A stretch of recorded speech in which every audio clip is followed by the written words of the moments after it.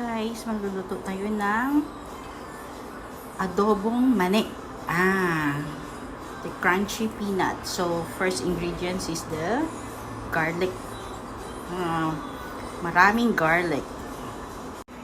Tapos kung gusto mong maanghang, so lagyan natin ng chili. So, yan ang first na ingredients natin at saka yung cooking oil. So first pala, binlanch ko yun sa boiling water yung peanut para na magiging crunchy siya. Yan, so naka-blanch na yan siya. So ngayon, pinapadrain ko lang yung excess oil. So start na tayo na mag-fry ng garlic and chili. Ayan, so nilagyan ko na yung kawali natin ng vegetable oil ang ginamit ko. Vegetable oil. So medyo marami siya para na pag-absorb siya sa peanut. So first, ilalagay na natin ang nasa medium heat lang pala ha, para hindi masunog yung ating peanut. So ganyan siya, ilagay ko yan ang crush natin na peanut na may balat, na garlic na may balat. Tapos, ilalagay ko na din yung walang yung binalatan kong garlic. Bango to. So, ganyan siya. Yan. So, halo lang. Pero hindi masyadong maraming halo. Hayaan lang natin siya na mag golden brown. Tapos, hahanguin natin. Pero, kung gusto mo na ng medyo maanghang na siya, pagka maya-maya, siguro mga after 5 minutes, pwede na natin malagay yung chili. Yung chili ilagay. 3 lang yan. Para hindi masyadong maanghang. So, hayaan lang siya natin. Kasi nagbo-boiled na yung ating garlic. Ayan. So, medyo nag-change na yung color ng garlic. So, ilagay na natin yung I love you. 3 chili. 3 chili lang para na hindi siya masyadong maanghang. Kasi medyo siguro mga 1/2 lang yung peanut na nabili ko. Yan. So, hayaan lang natin siyang mag-boil until mag-golden brown. Tapos, hahanguin natin yan, ang garlic. Para na hindi siya masunog mamaya na paglagay natin ng peanut. So, kailangan malinis yung mantika paglagay ng peanut. Walang may maiwan na garlic para hindi siya masusunog. Ayan guys, parang malapit na siya mag-golden brown. So, pwede na siya natin muna i-off ang fire. Ino-off ko kasi yung fire para na hindi siya mababad ba yun sa yung garlic hindi mababad sa mainit na mantika. So, magba-brown na lang yan siya continuously. So, tapos, pag nag-cool down na siya a bit, pwede na natin siyang hanguin. So, ayan na guys. Ginamit ko ulit yung oil na ginamitan ko ng yung pagprito ng garlic. So, ngayon, medyo mainit na siya. So, ilagay na natin yung peanut. Pero nasa medium heat lang siya ha. Slowly. Ilagay natin si peanut.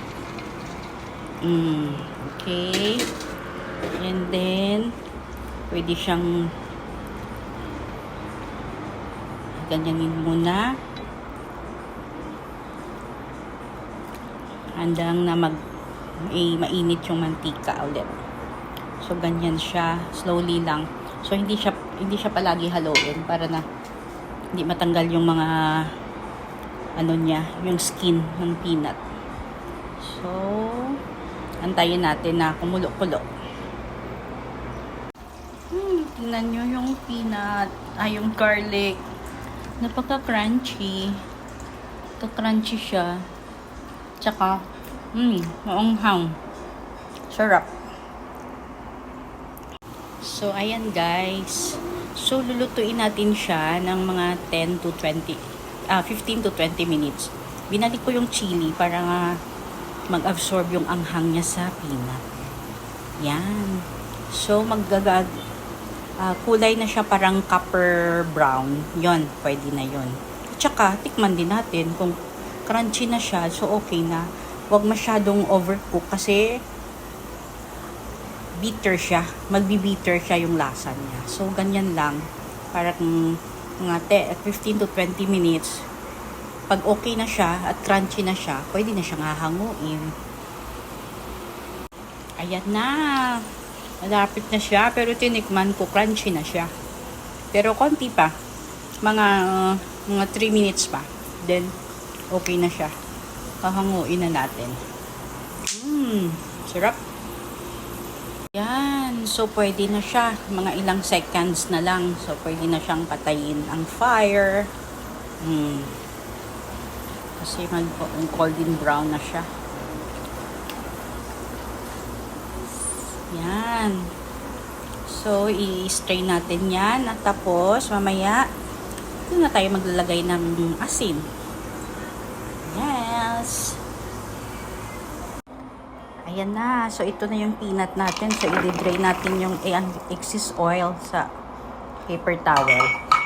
Tapos, ilagay na natin ang garlic. Maraming garlic. Okay. Yan. Tapos, lagyan natin ng, Himalaya salt. Ang ilagay natin. Yan. Tapos, i-mix natin. Tsaka, para mag-aagaw yung tamis, anghang, at konting asin. So, lalagyan ko ng sugar. Pero kasi bawal tayo sa normal na sugar. So, lalagyan natin ng equal. Para equal ang lasa. Yan.